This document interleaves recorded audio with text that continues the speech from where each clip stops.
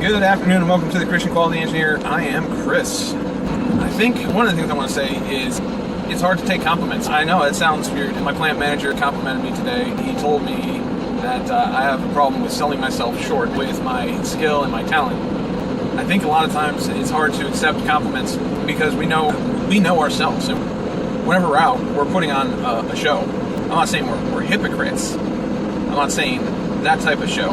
I'm saying we're acting out how we believe we ought to. If we go out there, we know we're supposed to do an LPA, and we don't want to do the LPA, but we know that's what's expected, we're going out there and we're doing it because we're showing people that we're a team player, we're doing what is expected. It's not being a hypocrite to go out there and work hard because that's what I'm supposed to do, right? I'm supposed to do that, and when I am doing that, it's doing the right thing, and I'm not putting on a front because my desire to do the right thing outweighs my desire to sin. That's what it boils down to. Back to the point. I know my faults, I know my sins, I know where I struggle at doing my job. So when people tell me I'm doing a good job or compliment me on this, that, or the other, it's hard to accept because I worry that they're going to see the true me, right? I think that's one reason why accepting compliments is hard. Another reason is because I think we've been trained. Society has done a fine job of convincing people to some extent that accepting compliments is prideful. So I don't think that it is. I think accepting a compliment graciously is a skill that's hard to come by.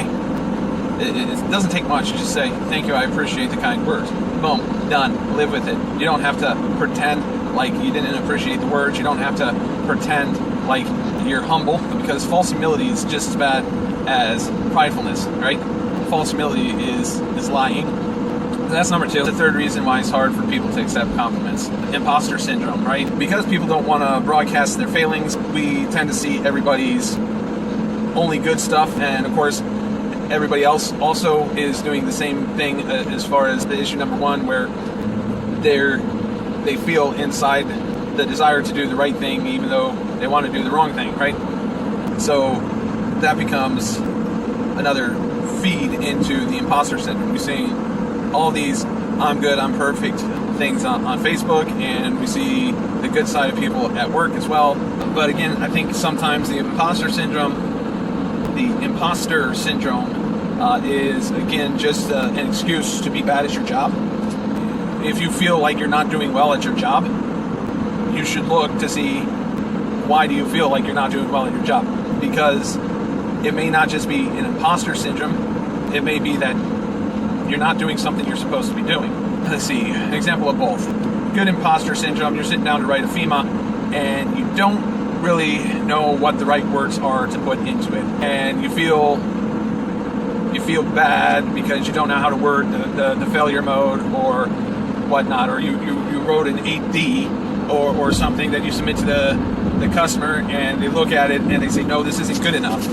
That could genuinely lead to an imposter syndrome because you made a mistake. People make mistakes, people aren't perfect, and maybe you just didn't do a good enough job on that particular AD or that particular FEMA or whatever it happened to be, right? You missed something. It's not a big deal. People miss stuff.